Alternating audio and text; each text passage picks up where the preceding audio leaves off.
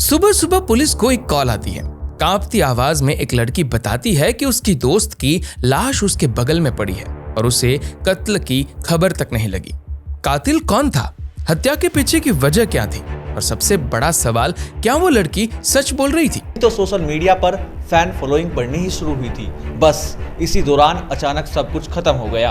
28 अगस्त 2024 को सुबह सुबह बेंगलुरु पुलिस को एक लड़की कॉल करती है। वो बेहद घबराई हुई थी। लड़की पुलिस को बताती है कि किसी ने उसकी दोस्त का कत्ल कर दिया है और लाश बिस्तर पर उसके बगल में पड़ी है। पुलिस तो क्या, हर किसी के लिए ये बेहद अजीब बात थी कि उसकी दोस्त का मर्डर हो गया और उसे पता ही नहीं था कि उसके बगल में सो रही उसकी दोस्त का किसने कत्ल किया। फोन कटते ही पुलिस तुरंत उस लड़की के बताए पते पर पहुंच जाती है और जैसे ही पुलिस को सूचना मिली थी, मौकाए वारदात पर ठीक वैसा ही सीन था। उस बेड पर एक लड़की की लाश पड़ी थी। उसके गले पर चाकू से वार किए जाने के निशान थे और उसका पूरा बिस्तर खून से सना हुआ था। हालांकि फोन करने वाली लड़की भी डरी सहमी सी वहीं पर खड़ी थी। वैसे अब तक वहां पर आसपास के लोगों की भीड़ इकट्ठी हो चुकी थी। इसके बाद मरने वाली लड़की की पहचान 25 साल की नव्या श्री के तौर पर हुई थी। नव्या श्री न सिर्फ बेहद खूबसूरत और खुशमिजाज लड़की थी, बल्कि वो पेशे से एक डांसर थी जो कन्नड़ फिल्म इंडस्ट्री से जुड़ी हुई थी। लेकिन अब सवाल ये था कि इस लड़की की जान इतने भयानक तरीके से किसने ली, और वो भी उसी के घर के अंदर। लेकिन इससे भी अजीब बात ये कि उस समय नव्या श्री के साथ घर में उसकी सहेली ऐश्वर्या भी मौजूद थी और वो दोनों ही घर में थी। तो फिर ऐश्वर्या को इस वारदात का पता कैसे नहीं चला? साथ ही ये भी हैरान कर देने वाली बात थी कि कातिल आधी रात को चुपचाप नव्या श्री के घर में कैसे घुस गया, और तो और नव्या श्री को कत्ल करके वो फरार कैसे हो गया। और ऐश्वर्या ने किसी के जबरदस्ती घर में घुसने या फिर मौत से पहले नव्या श्री के चीखने चिल्लाने की आवाज क्यों नहीं सुनी? ये सभी सवाल लगातार पुलिस को परेशान कर रहे थे। पुलिस ने इस घटना की रिपोर्ट दर्ज करने के बाद इकलौती चश्मदीद ऐश्वर्या से ही पूछताछ करके इस कत्ल की कहानी को समझाने की कोशिश की। ऐश्वर्या ने पुलिस को बताया कि नव्या श्री उसकी बचपन की दोस्त थी। वो दोनों एक साथ ही खेल कूद कर बड़ी हुई थी। वैसे तो दोनों कर्नाटक बिलोंग करती थी, लेकिन उन दिनों वो दोनों बेंगलुरु में रहती थी। ऐश्वर्या ने बताया कि इस घटना से करीब 3 साल पहले नव्या श्री को किरण नाम के एक लड़के से प्यार हो गया था। फिर जल्द ही दोनों ने शादी भी कर ली। शादी के बाद नव्या श्री अपने पति के साथ बेंगलुरु आ गई थी। वहां उसने डांस इंस्ट्रक्टर के तौर पर अपने करियर को आगे बढ़ाया। लेकिन पिछले कुछ दिनों से नव्या श्री और उसके पति किरण के रिश्ते कुछ ठीक नहीं थे और बात इस हद तक पहुंच गई थी कि नव्या श्री को अपने पति किरण से खतरा महसूस होने लगा था। इन सब के चलते ही 27 अगस्त की सुबह करीब 9 बजे नव्या श्री ने अपनी सहेली ऐश्वर्या को फोन किया था और उसे अपने पास बुला लिया था। ऐश्वर्या की मां ने तो उससे कहा था कि वो अपने घर में भी खुद को अनसेफ फील कर रही है, इसलिए वो उसे अपने पास बुला रही है ताकि वो उसके साथ थोड़ा अच्छा महसूस कर सके। ऐश्वर्या ने पुलिस को बताया कि नव्या श्री के उसके पति किरण के साथ इन दिनों रिश्ते कुछ अच्छे नहीं थे।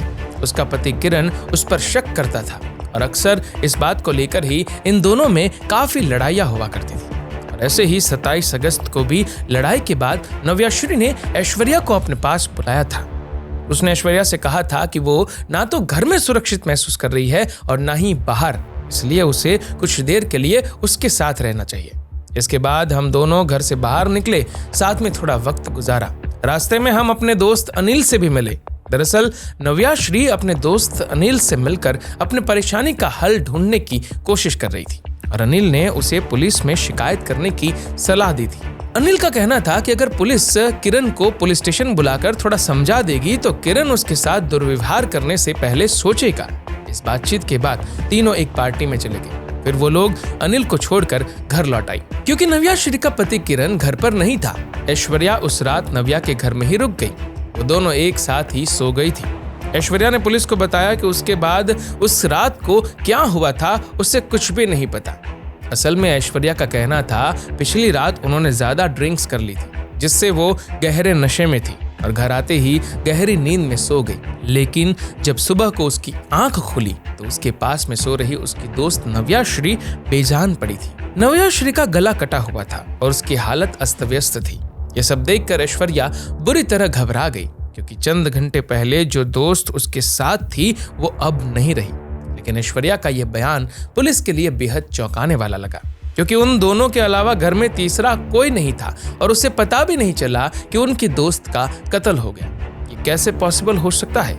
ऐश्वर्या ने पुलिस को जवाब देते हुए कहा कि रात को वो शराब के नशे में थी तो गहरी नींद में सो गई थी।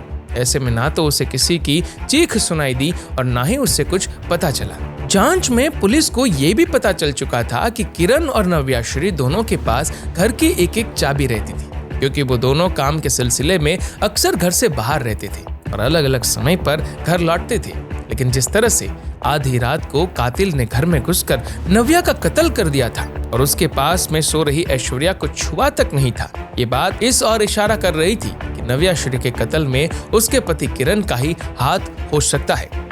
वैसे भी नव्याश्री ने आखिरी बार जिससे अपनी जान को खतरा बताया था वो उसका पति किरण ही था।